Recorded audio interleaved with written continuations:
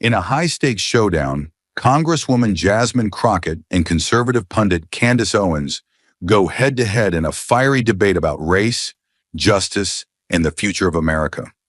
With millions watching, Jasmine argues for systemic change, citing shocking statistics on racial inequality, while Candace insists that personal responsibility is the key to progress. The tension builds as both women lay bare their convictions, each determined to sway the nation's heart. Who will come out on top in this battle of ideals, and what truths will be uncovered along the way? Stay with us.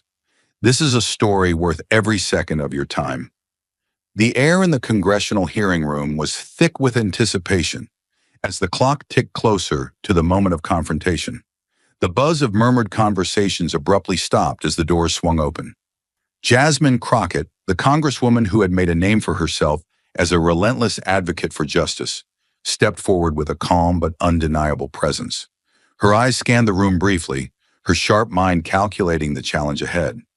She had been in battles like this before, but today was different. Today, the stakes were higher.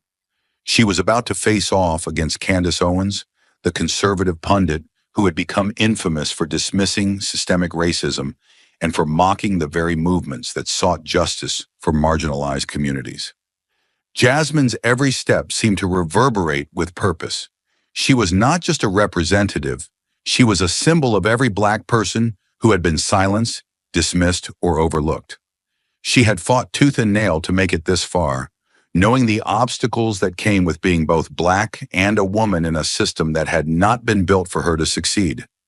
Every victory was hard-won, every inch of progress earned with the sweat of those who came before her. Now, in front of the most powerful figures in the country, she would bring that fight to the floor. As she took her place at the podium, Candace Owens sat across from her, her expression poised and defiant. Owens had built her platform on opposing movements like Black Lives Matter, claiming that race was no longer a factor in America's social fabric. She had made a career out of downplaying the realities of systemic oppression, positioning herself as a beacon for those who believed that the notion of racial inequality was an antiquated narrative. To her, Jasmine was just another voice trying to divide the country, another pawn in the game of victimhood. She was ready to shut down the debate before it even began. Candace Owens leaned forward, her posture sharp, eyes locked on Jasmine. The room held its breath. "Let's cut through the nonsense," she began, her voice slicing through the air with precision. "This talk of systemic racism, it's a myth. It's just a construct created by progressives to explain away failure. It's nothing more than a crutch for people who don't want to take responsibility for their own lives. You talk about a system holding you back, but the reality is far simpler than that. People are held back by their choices, not the color of their skin." She paused, letting the weight of her words settle, the room hanging on her every syllable. In today's America, anyone, no matter their race, has the same opportunity to succeed. If you work hard enough, if you put in the effort, success is there for the taking. It's as simple as that. Candace's voice gained strength with every word, her confidence undeniable. The world isn't divided by race anymore. The barriers we face are not because of racism. They are personal barriers. Your community has the same opportunities as anyone else. It's time people stop blaming the system and start taking responsibility for their own choices. That's the only way forward. Her gaze never left Jasmine. She'd made her point, sharp and firm, yet there was a subtle shift in the room. The words Candace had spoken were certain, but the reaction they provoked wasn't. She had made her argument, but Jasmine's steady silence seemed to grow heavier with each passing second. The stage was set for a pivotal moment in the U.S. Capitol. Jasmine Crockett, a passionate Democratic representative from Texas, stood at the podium to present her bill for educational reform, aiming to ensure equal access to quality education for low-income children. Her words called for greater investment in underfunded public schools, emphasizing that every child deserved a chance at a better future. Across the room, Lauren Boebert, a staunch Republican from Colorado, watched with quiet disapproval. Known for her conservative stance and skepticism of government spending, Boebert believed in cutting costs, not increasing them. She saw Jasmine's bill as another costly measure that would add to the national debt and argued that the solution lay in school choice and parental involvement, not more government funding. The debate was about to begin with clear divisions. Jasmine fighting for educational equity, while Beaubear focused on fiscal responsibility and limited government. Jasmine's proposal sought to tackle disparities in education funding, while Beaubear dismissed it as ineffective, favoring school choice instead. The stage was set, and the battle for America's education system was about to unfold. Jasmine's words hung in the air, powerful and unyielding, as the weight of her argument settled over the room. The silence was thick, the tension palpable. Jasmine had laid bare the truth. Systemic racism was not just a relic of the past, it was a living, breathing force that shaped the futures of millions. But Candace Owens, ever the adversary, was not about to back down. She shifted in her seat, her smile never faltering, and leaned forward, her gaze steely. "Jasmine," Candace began, her voice sharp and cutting through the stillness. "What you're talking about isn't racism. It's a broken education system. The problem here isn't race. It's the failure of the education system itself. The system isn't designed to favor anyone based on skin color. It's designed to fail everyone in poor neighborhoods, regardless of race." She paused for a moment, letting her words sink in, the edge of her argument becoming more pronounced. "But this isn't the fault of some unseen, all-powerful system holding people back. The truth is, if the Black community wants to change, they need to stop blaming the system and start changing themselves. It's about personal responsibility, Jasmine. It's about taking ownership of one's future, not pointing fingers at the system." Candace's eyes locked with Jasmine's, her expression resolute, as she leaned back, clearly confident in her rebuttal. "You want to see change? Fine. But it doesn't start by blaming a system that, in your eyes, is too powerful and impossible to change. It starts with self-reliance, with people in communities like yours looking inward, asking themselves what they can do to rise above. The victim mentality isn't going to get anyone anywhere, and that's the truth no one wants to hear." Jasmine could feel the sharp sting of Candace's words, the clear attempt to shift the blame.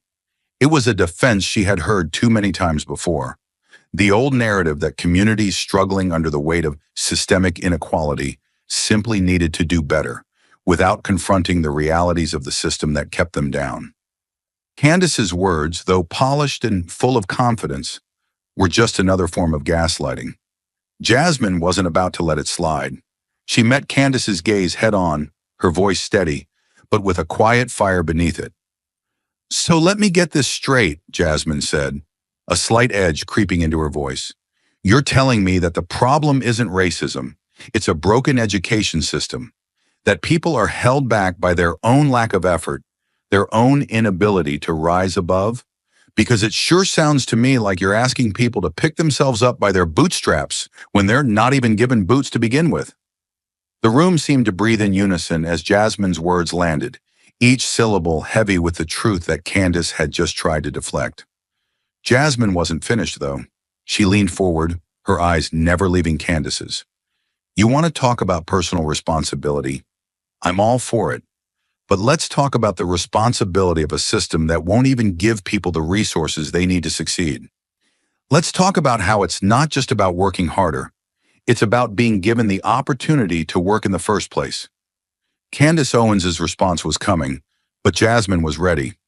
She wasn't about to let Candace get away with reducing the issue to self-improvement without acknowledging the larger structural forces that kept people in a constant state of struggle.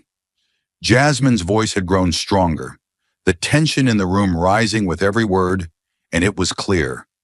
This wasn't just a debate anymore.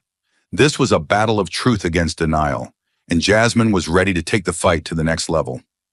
As the silence hung thick in the room, Jasmine took a deep breath, grounding herself. She could feel Candace's dismissive tone still echoing in the air, but she wasn't finished. The stakes were too high, the truth too important to be ignored.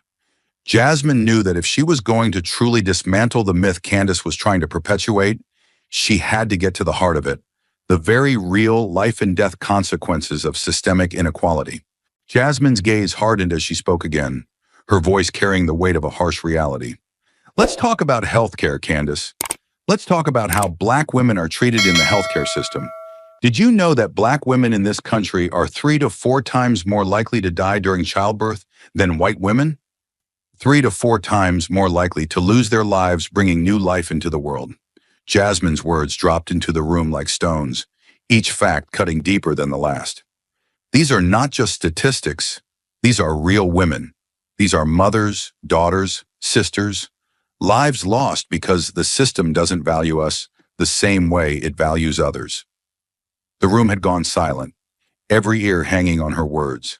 Jasmine's eyes never left Candace's. And let me tell you something else, she continued, her voice steady but carrying an edge that made every word resonate. I'm a Black woman, Candace. I've had to fight every single step of the way to make sure my health is taken seriously. I've had to push for doctors to listen to me, to believe that my pain is real, to acknowledge that my concerns are valid. And I'm not the only one. There are millions of women just like me, women who are being dismissed, overlooked, or ignored by the very system that's supposed to keep us safe. Jasmine's chest tightened, but she held firm. This is about more than just individual choices, Candace. This is about a system that treats Black bodies differently. It's about a healthcare system that's failing us at every turn, and it's costing us lives. I've lived it, Candace. I've had to fight just to be heard by the very people who are supposed to take care of me. Her words were fierce now, each syllable a challenge. You can't sit there and tell me that this is just about personal responsibility. Because the reality is, when your access to care is limited, when your voice is silenced, when your life is devalued by the very system meant to protect you, you don't stand a chance. The silence that followed was thick and suffocating. Candace Owens, who had always prided herself on being able to brush aside arguments like these, seemed to hesitate for a fraction of a second. But she quickly regained her composure, leaning forward with a steely look in her eyes. Jasmine, she said, her voice sharp, what you're talking about is not racism. It's personal responsibility. If people take care of themselves, if they're healthy, these issues wouldn't be as prevalent. The problem isn't the system, it's the choices people make. You can't blame the system for everything. We all have to take responsibility for our own health. Candace's words were delivered with the precision of someone who had been well rehearsed in this line of argument, but Jasmine could feel the hollowness in them. She had heard this rhetoric before, the idea that individuals should somehow rise above systemic oppression by simply making better choices. But Jasmine knew better. The fight wasn't just about individuals making better decisions. It was about an entire system that had stacked the deck against people like her and far too many others. Jasmine's eyes never wavered, the heat of her words matching the intensity of her gaze. Candace, you can keep blaming the individual, but that doesn't change the fact that the system is killing us. You can keep saying it's about personal choices, but you're ignoring the reality that when the system doesn't even care enough to give people equal access to quality healthcare, those choices aren't fair. You can't choose good healthcare when it's being withheld from you because of the color of your skin. Her voice, though calm, held a razor-sharp edge that could cut through any denial. This isn't about one person's poor decisions. This is about an entire community being subjected to inferior care, and it's costing people their lives. So don't sit there and tell me that personal responsibility is the only thing that matters, because if the system won't give people the tools they need to succeed, then we are all bound to fail. The room held its breath. Jasmine had made her point, loud and clear. Candace Owens had no retort. She could feel the weight of Jasmine's words pressing in on her, the truth that was so undeniable, so powerful that there was no easy way out. Candace was left with nothing but the shaky foundation of her own argument, crumbling under the weight of Jasmine's lived experience and hard facts. Jasmine, standing tall, knew she had won this battle because the truth, no matter how uncomfortable, had finally been spoken. The room was thick with tension after Jasmine's searing words about healthcare. Candace's earlier confidence had been shaken, but she quickly composed herself.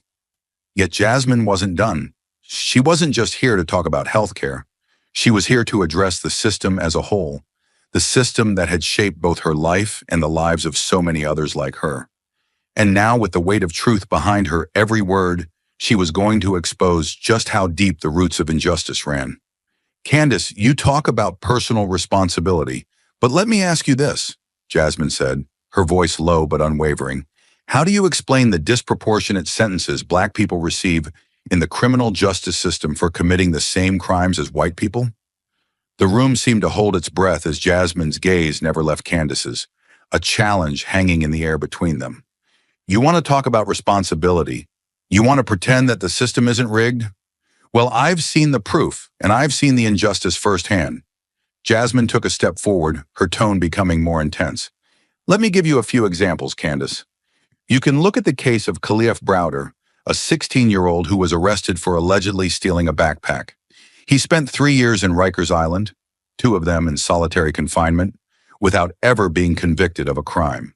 3 years of his life taken from him, all because the system wasn't built to treat him fairly. And this isn't just one case. It's countless others, Black and brown kids, whose lives have been shattered by a system that treats them differently from their white counterparts. Jasmine's voice was steady, but the pain of what she was saying was evident. And then there's the case of George Floyd, an unarmed man murdered in broad daylight with a knee on his neck for over 8 minutes. You can't tell me that's not racism, Candace. You can't tell me that's not part of the system. How many Black men and women have to die before we acknowledge that the system isn't treating everyone equally? The room was silent, each word from Jasmine cutting deeper. She wasn't just recounting cases. She was painting a picture of the injustice that had defined her life, the lives of her loved ones, and the lives of millions of Black Americans. Candace, for the first time in this debate, seemed to falter, but only for a moment. She straightened herself, the defensiveness returning. Jasmine, those are tragedies, yes, but you're focusing on outliers, exceptional cases. The system doesn't work that way. Those cases don't represent the whole. The criminal justice system is not inherently racist. These are just a few isolated incidents that have been blown out of proportion by the media. The truth is, people are being treated fairly. Candace's voice was sharp, but it lacked the same confidence it had carried earlier. She had no answer to Jasmine's forceful argument, only empty deflections. Jasmine stood there, her expression unwavering, but the fire in her eyes grew more intense. Isolated incidents. Is that what you call them, Candace? Isolated. She shook her head, her voice becoming more powerful. How many more incidents have to occur before you understand that this is not isolated? This is systemic. The numbers don't lie. Black people are incarcerated at more than 5 times the rate of white people in the United States. We're given harsher sentences for the same crimes, and we face discrimination at every step of the process, from arrest to trial to sentencing. This isn't just a few bad apples. This is the system. This is what we live with every single day. Jasmine's words hit like a storm, shaking the very foundation of Candace's argument. And you know what, Candace? This isn't just something I've read in a textbook. I've seen it, lived it. I've had family members, men who look just like me, thrown into prison for minor offenses while their white counterparts walk free. I've seen the disparity in sentencing with my own eyes. And yet you sit here and tell me this system isn't racist? Candace's lips pressed into a thin line. She was grasping for control, for something, anything, that could deflect the onslaught of Jasmine's words. You're making broad generalizations, Jasmine, she said, her voice tinged with frustration. These aren't examples of systemic racism. They're examples of failures within the system. It's not the system itself, but the people within it. If people would just take responsibility, we wouldn't see these outcomes. You can't blame the entire system for a few bad actors. But Jasmine was resolute, her voice cutting through the room with surgical precision. The system doesn't just fail us, Candace. It's designed to. It's designed to criminalize Black bodies, to punish us more severely, to make sure we're incarcerated while white people get a slap on the wrist. You can't keep pretending that this is just about individual failures. It's bigger than that. It's the system itself that needs to be reformed, from the ground up. Jasmine's gaze never faltered as she locked eyes with Candace. The words had been spoken, the truth had been revealed, and there was no turning back. It was clear. Candace's arguments, based on denials and surface-level analysis, had been shattered by the undeniable weight of Jasmine's lived experience and the hard facts she had laid bare. Jasmine's voice hung heavy in the air, her words sinking into the room like a stone dropped into water, ripples spreading out across the faces of everyone listening. Candace Owens sat across from her, visibly unshaken, yet the weight of Jasmine's argument was undeniable. But Jasmine wasn't done. She couldn't be. There was more to say, more to expose, and the room was waiting.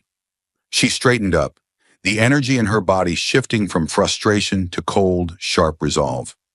Let me take this further, Candace. You want to pretend that the system is fair? Let me talk to you about two names that have become all too familiar: George Floyd and Breonna Taylor. Jasmine's words sliced through the silence, each name a reminder of the pain that millions had carried for far too long. George Floyd was murdered, Candace. Murdered in broad daylight, on video, with a knee pressed to his neck for over 8 minutes, pleading for his life. And Breonna Taylor, she was shot in her own home while sleeping, gunned down by police who broke into her apartment with a no-knock warrant. Jasmine's eyes never wavered from Candace's, the weight of her words anchored in the undeniable truth. These aren't just isolated incidents, Candace. These are glaring examples of how the system fails us, how it devalues Black lives, how it protects those who murder us, and how it allows those responsible to walk free while our lives are destroyed. The justice system didn't give George or Breonna the justice they deserved. It failed them. It failed their families. It failed the entire community. And yet, you want to tell me that this system isn't built to protect people based on the color of their skin? The room was still, Jasmine's words a quiet storm, each sentence a wave crashing against the fragile defenses of those who still believe the system could be trusted. These are not anomalies. They are reflections of how Black people are treated differently in this country. They are examples of how Black bodies are viewed as expendable, while white officers, white civilians, walk away with their lives untouched, their actions unchecked. So don't sit there and tell me that the system works for everyone when it is clearly rigged against people like me. Candace Owens shifted in her chair, her lips tightening as the force of Jasmine's words hit her like a barrage. She opened her mouth, but the words didn't come at first. Then with a determined look, she spoke, trying to regain control. These are tragedies, Jasmine, yes, but they don't represent the entire system. The justice system isn't perfect, but these are isolated cases. There are always going to be bad actors, but that doesn't mean the whole system is corrupt. People need to be held accountable, but we can't blame the system for every crime. Jasmine's eyes darkened, a quiet anger simmering just beneath the surface. She wasn't backing down. Isolated? You call these isolated incidents? Jasmine shot back, her voice rising, matching the intensity in her chest. How many isolated incidents does it take before you realize the system is designed to fail us? How many Black lives need to be lost for you to see that these are not just bad actors? These are the actions of a system that refuses to value our lives equally, that refuses to hold its own accountable when we are the ones who pay the price. Her words were sharp, cutting through Candace's defenses with surgical precision. I've seen this firsthand, Candace. I've had a friend, a dear friend, who was sentenced to 25 years for a crime that a white person would have walked away from with probation. Do you think that's justice? Do you think that's fair? Jasmine's voice was steady, but the emotion behind it was unmistakable. He was a Black man, and the system didn't see him as a person. It saw him as a statistic, a number in a machine that churns out sentences to keep people like him in prison. Jasmine's chest tightened as she spoke, the pain of her friend's story still fresh in her heart. He was a good man, Candace. A man who had made mistakes, yes, but who had turned his life around. And yet the system did not see him as deserving of the same chance at redemption that someone else might have had. And why? Because he was Black. That's the system you're defending.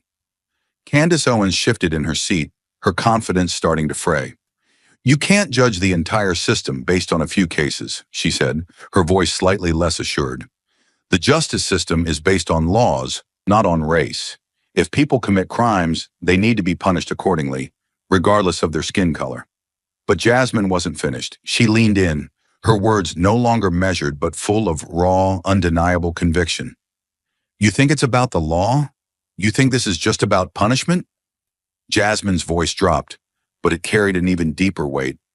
When you see a man who's been incarcerated for years for a minor crime, when you see the lives of Black people destroyed by a system that's rigged against them, that's not just about the law. That's about a system that has been built to control and suppress people like me, people who will always have to fight twice as hard to be seen as equal. And you can't keep pretending that this is just about crime. This is about race. The room was silent again, the air thick with the truth Jasmine had laid bare. Candace Owens had no response, no argument left to make.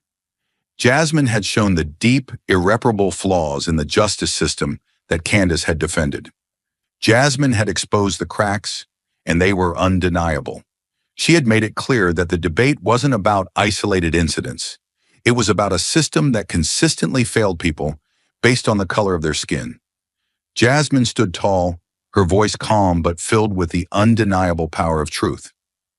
This isn't about crime, Candace. This is about fairness. This is about justice. And this system isn't just failing Black people. It's designed to fail them. And I will keep fighting, keep speaking out, until we make sure it fails no one else. Jasmine stood there, her body still, every word she had spoken hanging in the air like a storm that had yet to break. Candace's defense of the current system had faltered, but Jasmine knew this was only the beginning. There was more to be done, more to be said. The truth she had laid out wasn't just about pointing out injustice. It was about fighting to change the very system that had caused it. And now she was going to make sure that change was part of this conversation.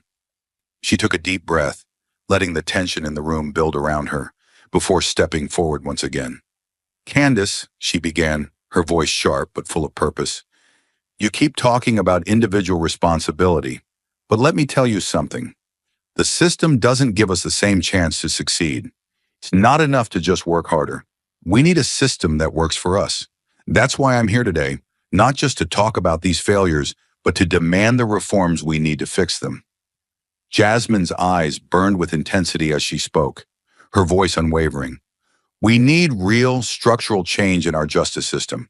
We need comprehensive police reform that holds officers accountable for their actions, and we need training programs that emphasize racial sensitivity and de-escalation. Officers need to understand that Black lives are not less important, that we are not to be feared, but to be respected. And it starts with rethinking how we train our police force, how we address the deep-seated biases that are woven into the fabric of law enforcement. She paused for a moment, her gaze moving across the room, catching the eyes of the audience. I'm not asking for sympathy. I'm asking for fairness. I'm asking for a system that values all lives, not just the ones that fit a certain mold. This isn't about a few bad cops, Candace. This is about the culture of policing, about the systems in place that allow racial profiling and brutality to go unchecked. And we need to change that. Jasmine's voice steadied as she pressed on. I know some of you don't want to hear this. You don't want to believe that these reforms are necessary, that we need a new kind of justice. But it's not enough to say, stop resisting. We need to create a society where people don't have to fear for their lives when they encounter law enforcement, where Black and brown people aren't forced to prove their worthiness for basic human dignity. Her words were like a hammer, striking the very foundation of the status quo. And we're already seeing progress.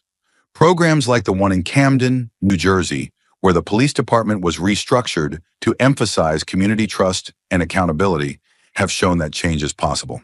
But that kind of change takes willpower. It takes dedication, it takes leadership, and most importantly, it takes the courage to face uncomfortable truths. The weight of her words sank into the room, each one building a sense of urgency, a call to action that couldn't be ignored. Jasmine wasn't just speaking from theory, she was speaking from lived experience, and it was clear she was ready to keep pushing for these reforms until they were reality. But Candace wasn't ready to concede. She leaned forward, her posture rigid, her voice sharp with the same self-assurance it had held throughout the debate. Jasmine, she said, you're talking about change, but you're missing the point. These programs you're advocating for, They're not the answer. They're just more of the same. More victimhood, more excuses. You're perpetuating a narrative that says Black people can't succeed without special treatment, without help from the system. What people need is to take responsibility for themselves, not wait for a handout from a broken system. Candace's voice rose as she spoke, her eyes challenging Jasmine's, trying to regain control. These so-called reforms don't empower people. They keep them in a state of dependency. They encourage people to stay stuck, to accept their circumstances, to believe that the system will always be the problem. But the truth is, Jasmine, people can change their lives if they take responsibility for their actions, for their choices. Jasmine stood still, the intensity of Candace's words only fueling her resolve. She had expected this. Candace had built her entire argument on the idea of personal responsibility, disregarding the realities of a system that wasn't built to give Black Americans a fair shot. Jasmine knew that if she was going to make an impact, she had to dismantle this argument, piece by piece. She took a step forward, her voice calm but resolute. Candace, the problem isn't about giving people handouts or making excuses. It's about giving people a fair chance. When you tell someone to pull themselves up by their bootstraps without even giving them boots to begin with, you are asking them to fail. You're asking them to navigate a system that was built to keep them down, and you're asking them to do it with one hand tied behind their back. Jasmine's words cut through the air, her message clear. I'm not asking for charity. I'm asking for fairness. I'm asking for a system that gives people a chance to succeed, regardless of their skin color. And that starts with police reform, with training, with holding people accountable. It starts with recognizing that Black lives do matter, and that it's time for this country to prove it by making real changes. The room was still, the air thick with the gravity of her message. Candace, though poised, could no longer hide the flicker of doubt that crossed her face. Jasmine had just shattered the argument Candace had been holding on to, an argument that couldn't stand up against the truth of lived experience. Jasmine stood firmly, the air around her charged with the gravity of her words. She had already shattered Candace's defenses with hard truths, but now she was preparing to take the conversation to a deeper level. Candace might try to sidestep the uncomfortable realities of systemic racism, but Jasmine wasn't finished. The fight was far from over. She stepped closer to the podium, her voice unwavering as she addressed Candace once again.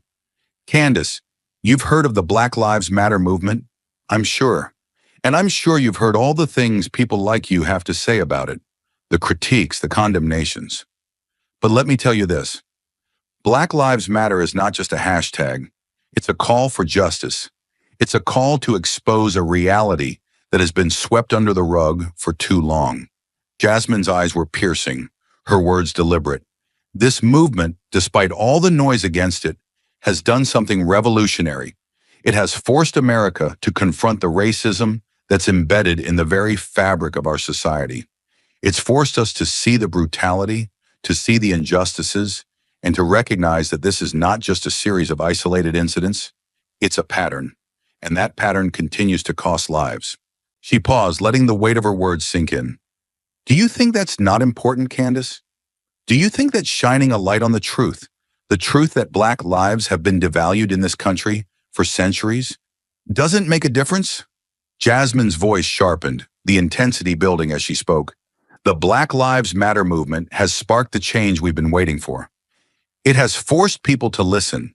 It has created real measurable changes in our communities. It's led to police reforms in cities like Camden, New Jersey, and it's started conversations that, despite your attempts to shut them down, will not be ignored. Jasmine's tone became more impassioned, her fists clenching slightly as she recalled the strides the movement had made. Because of BLM, we've seen the end of cash bail in some states. We've seen police departments rethinking how they engage with communities. And we've seen people of all races, Black, white, brown, standing together, demanding that the lives of Black people be treated with the same value as anyone else's. That's the power of this movement, Candace. And that's why you can't just dismiss it as some radical fringe. It's a reflection of the need for change. The room was still, Jasmine's words carrying a weight of truth that couldn't be ignored. She had shown Candace that Black Lives Matter wasn't just a fleeting movement, it was a seismic shift in how America needed to reckon with its past and present. But Candace was not one to back down. With a sharp inhale, she straightened in her seat, her eyes narrowing. She wasn't done yet. You talk about BLM like it's some kind of miracle worker, Jasmine. Candace snapped, her voice biting. But all it's done is create division. It hasn't healed anything. It hasn't solved any problems. What it's done is make people angry. It's fueled hatred between communities. It's been a weapon that divides, not unites. Candace's words were quick, defensive, as though she could feel Jasmine's argument slowly unraveling her own. You think it's helped communities? You think it's created change? Candace continued, her voice rising with an almost desperate edge. No, Jasmine. It's made things worse. It's turned peaceful protests into violent riots. It's created a culture where people of all races are afraid to speak the truth for fear of being labeled a racist. BLM has done nothing but deepen the divide between us. Jasmine's gaze didn't waver. She'd expected Candace's backlash. She'd heard it all before. The deflections, the attempts to shut down the conversation with false accusations. But Jasmine wasn't going to let that distract her. You can call it division, Candace, but what you're calling division is the sound of the truth finally being heard. What you're calling division is actually the breaking down of the walls that have kept the truth locked away for generations. People are finally listening, finally confronting the ugly history that's been hidden in plain sight. Her voice grew even firmer, more resolute. BLM isn't about fueling hatred. It's about demanding justice. It's about making sure that people like George Floyd and Breonna Taylor didn't die in vain. It's about standing up for the dignity of every Black person in this country. And I will continue to fight for it, no matter how many times you try to silence it. The room held its breath. Jasmine had just flipped the script on Candace's argument, showing how the movement wasn't just a protest, but a necessary revolution. Candace's face had tightened, the veneer of certainty now cracked. The truth had been laid out, undeniable and bold. Jasmine wasn't just defending the movement, she was embodying its call for justice. And in that moment, she knew there was no turning back. She had exposed the real divide, not between people, but between truth and denial. The room was still, the air thick with the weight of Jasmine's words. She had made her point, but she wasn't done. There was more to the story, more layers of injustice that needed to be uncovered. Candace's dismissal of the reality of systemic racism was no longer just an abstract argument. It was a direct attack on everything Jasmine had fought for, everything that had shaped her life. And Jasmine wasn't going to let it slide. She had lived through this. She knew the truth of what Candace refused to see, and she was going to make sure that truth was heard. Jasmine's gaze hardened as she took a step forward, her voice steady but filled with undeniable force. Let's talk about the workplace, Candace. Let's talk about the reality of discrimination that people like me face every single day. Research shows that Black workers are less likely to be promoted, are paid less than their white counterparts, and are often denied equal opportunities despite having the same qualifications. And it's not just theory, it's a fact. A study from the National Bureau of Economic Research shows that Black people with the same qualifications as white people are still less likely to be hired. And when they are, they're paid significantly less. You want to talk about fairness, Candace? This is the real world we're living in. She paused, letting the weight of her words settle into the room. The audience was hanging on her every sentence. Jasmine wasn't just making an argument. She was telling the story of every Black worker who had been passed over, overlooked, or underpaid for no reason other than their race. And you know what? I've lived this. I've had to work twice as hard as anyone else to even get a seat at the table. When I entered politics, I wasn't just facing the challenges of being a woman, I was facing the added burden of being a Black woman. I had to prove myself over and over, fight for every single opportunity, not because I wasn't capable, but because the system wasn't built for me to succeed. Jasmine's voice was unwavering as she spoke, the intensity in her words building with each moment. When I walked into rooms full of white men in power, I had to be smarter, faster, more prepared. Because if I wasn't, my voice would be ignored. If I didn't meet their expectations, I wouldn't be seen as competent, just as another diversity hire. And I had to prove that I belonged every day, not just to others, but to myself. But you know what, Candace? That shouldn't be the reality. That shouldn't be something we have to fight for. We should all be given the same opportunity, the same shot, no matter what color our skin is. The tension in the room was palpable. Jasmine had just exposed a painful truth, one that Candace was desperately trying to ignore. Jasmine had lived this, fought for it, and seen the stark realities of the discrimination that Candace had denied. But Candace, ever the skeptic, wasn't backing down. She straightened in her seat, her gaze sharp, her words ready. "You can't blame the system for everything, Jasmine," Candace shot back. "The reason people succeed is because of personal effort, not because they're given some special treatment. You can't attribute success to race. It's about hard work, determination, and dedication to your goals. If you work hard enough, the system will reward you, regardless of your skin color." Candace's words dripped with conviction, but there was a flicker of unease in her eyes. She could feel the weight of Jasmine's truth pressing in on her. "You want to talk about success? Then you need to look at people who've succeeded because of their efforts, not their skin color. I didn't get anywhere because of some handout. I got here because I worked for it." Jasmine didn't flinch. She had heard this narrative before. The myth that success was only about hard work, that race had nothing to do with opportunity. But Jasmine knew the truth, and she was done staying silent. "Hard work is important, Candace, but let's not pretend that hard work is all it takes when the system is stacked against you. You can't just say pull yourself up by your bootstraps when the boots aren't even being given to you. You can't ignore the fact that no matter how hard I worked, there were doors that were closed to me just because of the color of my skin. I had to fight for every opportunity, every promotion, every step forward, while others had it handed to them. And that's not just my experience. That's the experience of millions of Black people across this country. It's a system that makes you work twice as hard for half the recognition." Jasmine's voice was filled with conviction as she finished, her words like a punch in the gut. "So don't sit there and tell me that it's all about personal responsibility. It's about a system that gives some people an unfair advantage. And I'm here to make sure we change that." Candace Owens shifted in her chair, but this time there was no easy comeback. Jasmine had just exposed the painful truth Candace had been unwilling to face, and there was nothing Candace could say that could undo the power of Jasmine's lived experience. The room held its breath, and for the first time, the tension in the air seemed to shift in Jasmine's favor.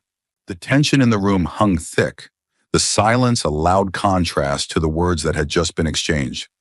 Jasmine had laid bare the undeniable truth of her struggles, of the deep systemic issues that plague communities like hers. Yet Candace Owens, sitting across from her, seemed unmoved. The weight of Jasmine's reality had not broken her resolve, but Jasmine could feel the moment shifting. The truth she had spoken was not easily dismissed, and Candace's attempt to undermine it only fueled her fire. Jasmine's gaze never wavered as she took a step forward, her voice calm but fierce. "You can try to ignore it, Candace," she said, the words cutting through the room with surgical precision. "You can sit there and pretend that this isn't happening, but you cannot deny that this system is unfair. You may not experience it in the same way I do, but I'll tell you this. Millions of Black people in this country are still fighting against discrimination every single day, and no amount of denial is going to change that." The room seemed to tighten around her, the weight of Jasmine's words undeniable. She wasn't just speaking for herself now. She was speaking for the millions who had been silenced, for the voices that had been drowned out by a system that refused to acknowledge them. "You want to say it's all about personal responsibility? Fine. But when the system isn't even giving us the same starting line, when we're held back by biases and inequalities from day one, then that responsibility is meaningless. We don't all start at the same place, Candace, and you know it." The air was thick with anticipation, and Jasmine's gaze bore down on Candace with the kind of intensity that couldn't be ignored. She had made her point, and she wasn't backing down. Candace, for all her bravado, was now being forced to confront something much larger than herself, an uncomfortable truth that couldn't be easily erased. Candace shifted uncomfortably in her seat, her previous confidence beginning to falter. But she wasn't about to let Jasmine's challenge stand unanswered. With a sharp breath, Candace sat up straighter, her lips curling into a tight smile. "What you're saying, Jasmine," Candace began, her voice laced with skepticism, "is just the same old narrative. A tired story about the oppression of Black people, a story that's been told over and over again. You're trying to create a storm where there's nothing but a wave of calm. You want to paint this picture of injustice, but the reality is most of it is in your head." Jasmine didn't flinch. She could feel the dismissiveness in Candace's words, the refusal to acknowledge the depth of the issue. But Jasmine was prepared. She had heard these arguments before. She had seen the way people like Candace tried to diminish the fight for equality, and she wasn't going to let it go unchallenged. "You call it a story, Candace," Jasmine said, her voice steady but filled with quiet fury. "You call it a narrative. But this is my life. This is the life of millions of people who wake up every day to a world that doesn't see them as equal. And when I stand here and tell you that it's still happening, you sit there and dismiss it like it's a figment of my imagination. It's not a story. It's a reality." Jasmine's words sliced through the room, and the audience seemed to hang on every syllable. "You want to pretend it's all calm, that there's no storm brewing. But there is a storm, Candace, and you can't deny that anymore. The truth is too loud to ignore, and as much as you try to shut it down, it's not going anywhere." The room was electric with tension now. The battle between them, more than just ideological, it was personal, raw, and undeniable. Candace Owens may have tried to undermine Jasmine's words, but Jasmine's voice was stronger than ever, her resolve unbreakable. And the storm Candace had tried to call a calm had already begun to take shape. The heated exchange between Jasmine Crockett and Candace Owens didn't just end in the room, it exploded into the digital world. The debate that had unfolded in front of the cameras sparked a firestorm on social media, a battleground where the lines between truth and denial blurred. The hashtags #Justice for Jasmine and #Reform now began to trend within minutes as people rallied behind Jasmine's call for change. Communities of color, civil rights organizations, and activists flooded Twitter, Facebook, and Instagram with stories of their own struggles, testimonies of racial injustice, systemic bias, and the unyielding fight for equality. Jasmine had become the symbol of a movement, not just a debate.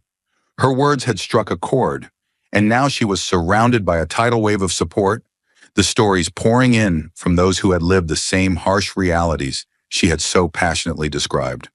People from all corners of the country, mothers, fathers, teachers, and activists, shared their own experiences with discrimination. "I had to fight twice as hard just to get my promotion," one post read. Another echoed, "My brother was sentenced to 5 years for a crime others got probation for." The system isn't fair, and Jasmine said it all. Jasmine's voice, already powerful, was amplified by these voices, and the movement was growing. The wave of solidarity was undeniable. Her supporters were united by the same undeniable truth. The system was broken, and it needed to be fixed. The calls for police reform, racial sensitivity training, and equal opportunities echoed through the streets of the digital world. Jasmine Crockett wasn't just a congresswoman now. She was the face of a movement that demanded change. But on the other side of the conversation, Candace Owens had not been quieted. Instead, her supporters took to social media with just as much fervor, defending her point of view. The hashtag #Pull Yourself Up was launched almost immediately, as her followers rallied to the banner of individual responsibility. The rhetoric was clear. It wasn't about systemic injustice, it was about personal accountability. "The system isn't the problem. People are," one tweet read. Candace is right. The real issue is people not taking responsibility for themselves. The backlash was swift and loud. Many in Candace's camp argued that the problem wasn't racism, but a lack of initiative and personal effort. They claimed that America had made progress, and that those like Jasmine were simply perpetuating a narrative of victimhood. Candace herself joined the fray, her words cutting through the noise with the same fiery conviction she had displayed in the debate. "There's no systemic racism in America anymore," she tweeted. "We've made so much progress.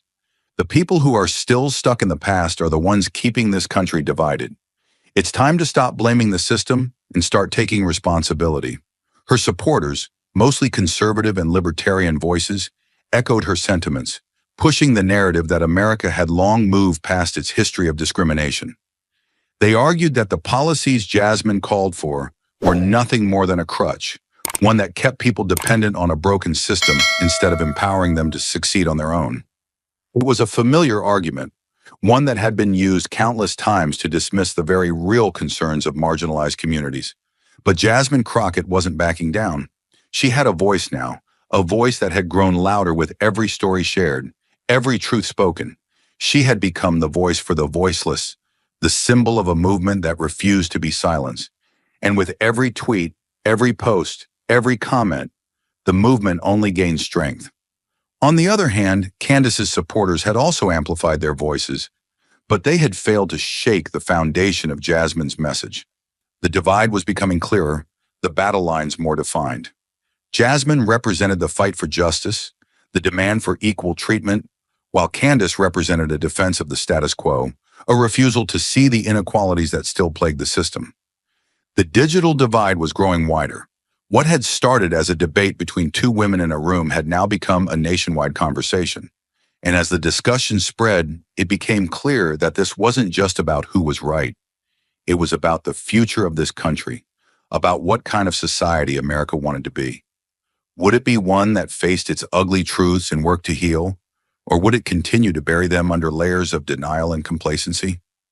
The answer was still unfolding, but one thing was certain. Jasmine Crockett's voice was no longer just her own. It was the voice of millions, and they weren't going to be silenced. The tension in the room had reached its peak, both women standing their ground, their words like weapons in a battle of ideologies. Jasmine Crockett's argument had struck hard, and Candace Owens, despite her deflections, could feel the weight of the conversation shift in Jasmine's favor. The fight wasn't over, but the battlefield had changed. Jasmine wasn't going to let the momentum slip away. She knew the road to change wasn't easy, but she had the strength to push forward, and she wasn't going to back down now. Jasmine took a deep breath, her voice steady, but filled with an unshakable resolve. "Change doesn't happen overnight, Candace," she began, her words measured but powerful. "I'm not here pretending that reform is easy. We all know it's a long road, one full of obstacles and setbacks. But the truth is, we can't stop fighting for a more just and equitable society. We can't stop demanding that our lives matter, that we deserve to be treated fairly, and that the systems in place work for all of us, not just a select few." Her gaze hardened as she locked eyes with Candace.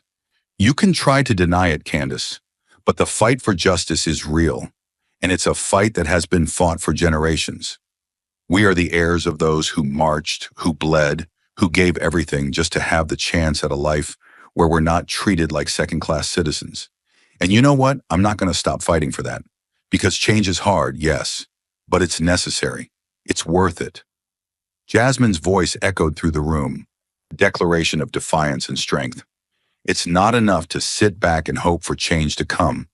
We have to demand it. We have to take it, piece by piece, until we've built a society where we all have a fair shot, no matter our race, our background, or our circumstances.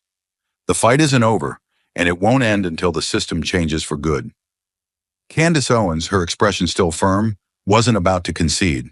She leaned forward slightly, her voice cutting through the tension like a knife. "You keep talking about fairness, Jasmine, but what you're asking for is division. You're pushing this narrative that we need a system built for everyone except those who don't face these so-called injustices. I'm all for progress, but not when it's based on ideas that have no grounding in reality. I will continue to fight for a society that's united, not divided by baseless claims, a society that doesn't use race as an excuse to keep people trapped in a cycle of victimhood."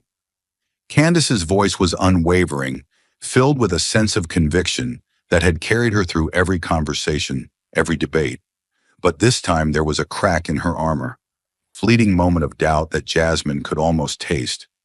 Candace had always framed herself as a champion of personal responsibility, of an America that had moved beyond its racist past. But Jasmine knew better. She had seen the statistics, heard the stories, felt the sting of inequality every day. And she wasn't about to let Candace rewrite history. "You want unity?" Jasmine countered, her voice a mix of fury and resolve. Unity doesn't come from ignoring the problems that are right in front of us.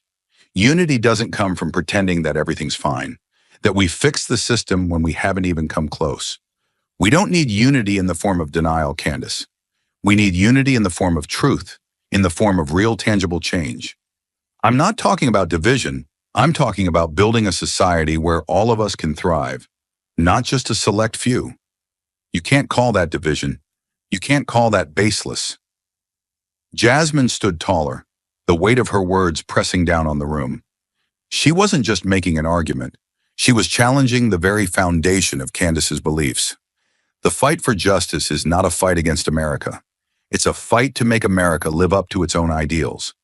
It's a fight to make sure that the land of the free really is the land of the free for everyone. Candace, despite her composure, could feel the heat of Jasmine's words seeping into her resolve. The truth of Jasmine's call for change was undeniable, and for a brief moment, Candace's certainty faltered. But with a sharp inhale, she regained her stance, her eyes narrowing in defiance. I will continue to fight for a society that's not divided by these so-called injustices. I will fight for a country where we look at each other as individuals, not based on race, not based on these divisions you keep stoking. A country where the only thing that matters is what you make of yourself. But Jasmine wasn't finished. She stood there steady, unbroken, knowing that this fight was far from over. That's what we're fighting for, Candace, she said, her voice calm but unwavering. A country where who you are and where you come from don't determine your worth, where we don't have to prove ourselves at every turn, where we're not seen as less than, and no matter how hard you try to dismiss it, we're not going to stop fighting for that. The room held its breath. The battle between them wasn't just ideological anymore. It was personal, and Jasmine had just taken the first step toward a victory that would echo far beyond this debate. The debate had reached its peak, the room still buzzing with the energy of Jasmine's powerful words. She had made her case, and though the conversation had no clear resolution, it had exposed the undeniable truth. Systemic racism was real, and it was something America had yet to reckon with. Jasmine Crockett wasn't just debating ideas. She was fighting for a future where justice wasn't a privilege, but a right. Candace Owens, poised as ever, had done her best to dismiss the truth Jasmine laid out, but it was clear. Candace's arguments were built on a foundation of denial. Jasmine's voice, though calm, carried the weight of experience. The fight doesn't stop here, she declared, the room hanging on her every word. We will keep fighting because every day millions are still fighting for fairness, for equality, for justice. Jasmine's eyes never left Candace's, but there was no anger in them, only a quiet understanding. This isn't about winning one debate, she continued. It's about creating a world where Black lives truly matter, where the systems that oppress us no longer have a foothold. The truth hung in the air like a battle cry, a reminder that the fight for justice would continue long after the debate ended. Jasmine wasn't just a voice in the crowd. She was a force for change. And though there was no clear resolution, the spark for reform had been lit. The struggle for equality would carry on, fueled by voices like Jasmine's, undeterred and unbroken. And as the debate drew to a close, it was clear Jasmine Crockett had not only made her point, she had ignited a movement. Thank you for watching until this moment and for standing with us on this journey for justice. Your support means everything. Like, subscribe, and turn on notifications so you never miss what's next. And we'd love to hear your thoughts. Leave a comment below and let us know what moved you most in this story. Together, our voices make a difference.